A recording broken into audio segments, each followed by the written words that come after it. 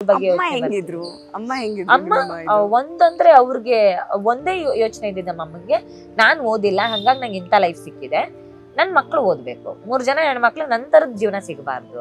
ಅಮ್ಮ ಯಾವಾಗ್ಲೂ ಹೇಳೋರು, ನೋಡು ನೀವು ಚೆನ್ನಾಗಿ ಓದಿ ನಿಮ್ ಕಾಲ್ ಮೇಲೆ ನಿಂತ್ರೆ ನಿಮ್ ಗಂಡನು ನೀವ್ ಹೇಳೋದನ್ನ ಕೇಳ್ತಾನೆ, ಇಲ್ಲ ಅಂತಂದ್ರೆ ನೀವು ನನ್ ತರಾನೇ ನೀವು ಪೆಟ್ಟು ತಿನ್ಕೊಂಡು ನನ್ ತರಾನೇ ಅನ್ಭವಿಸ್ಬೇಕಾಗತ್ತೆ.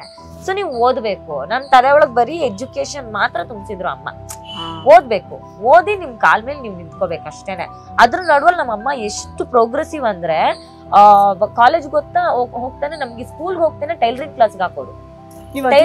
ಟೈಲರಿಂಗು ಕಲ್ತಿದೀನಿ. ಈಗ ನನ್ ತಂಗಿ ಬ್ಯೂಟಿಷಿಯನ್ ಕಲ್ತಿದ್ದಾಳೆ, ಟೈಲರಿಂಗ್ ಕಲ್ತಿದ್ದಾಳೆ, ನಾನು ನನ್ನ ಅಕ್ಕ ಎಲ್ಲ ಟೈಲರಿಂಗ್ ಕಲ್ತಿದೀವಿ. ಅಮ್ಮ ಏನ್ ಹೇಳೋರು ಅಂದ್ರೆ, ನಿಂದು ಎಜುಕೇಶನ್ ಎಲ್ಲ ನಿನ್ ಡಿಗ್ರಿ ಸರ್ಟಿಫಿಕೇಟ್ ಕೆಲಸ ಸಿಕ್ಕಿಲ್ಲ ಅಂದ್ರೆ ನಾಳೆ ನಿಮ್ ಗಂಡನ ಹತ್ರ ನಿನ್ ಕೇಳೋ ಪರಿಸ್ಥಿತಿ ಬರ್ಬಾರ್ದು ನಿಮ್ಗಳು. ಸೊ ಟೈಲರಿಂಗ್ ಕಲ್ತ್ರೆ ನಿಮ್ಗೆ ಏನೋ ಬದುಕಕ್ ಆಗತ್ತೆ ಅಟ್ಲೀಸ್ಟ್. ಯಾವಾಗ 8ನೇ ಕ್ಲಾಸ್ಗೆ ನನ್ನನ್ನು ನನ್ನ ಅಕ್ಕನ್ನು ನಮ್ಮಮ್ಮ ಟೈಲರಿಂಗ್ ಕ್ಲಾಸ್ಗೆ ಹಾಕಿ